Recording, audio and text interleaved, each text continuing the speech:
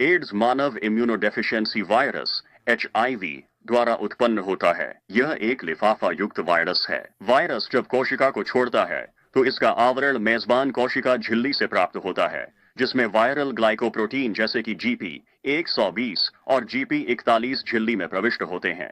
Core P24 capsid protein से बना होता है। P17 मैट्रिक्स प्रोटीन वायरल संरचना को बनाए रखता है।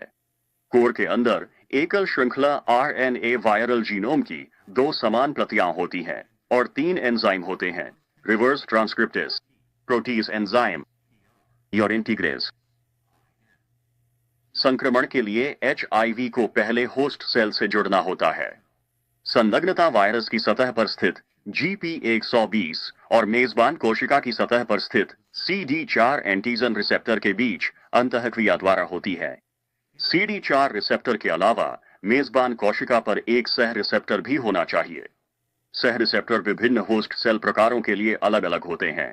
T लिम्फोसाइट्स में सह रिसेप्टर को CXCR4 कहा जाता है, जबकि मैक्रोफेज पर सह रिसेप्टर को CCR5 के नाम से जाना जाता है। संलग्न होने के बाद वायरल आवरण और मेजबान कोशिका झिल्ली मिलते हैं।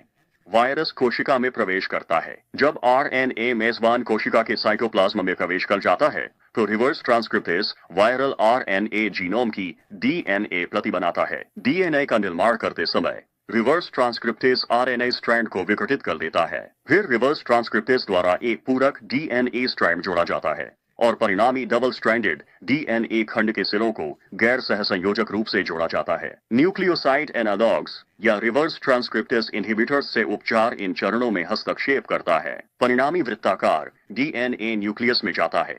फिर इसे वायरल इंटीग्रेज द्वारा मेजबान कोशिका के गुणसूत्र में डाला जाता है।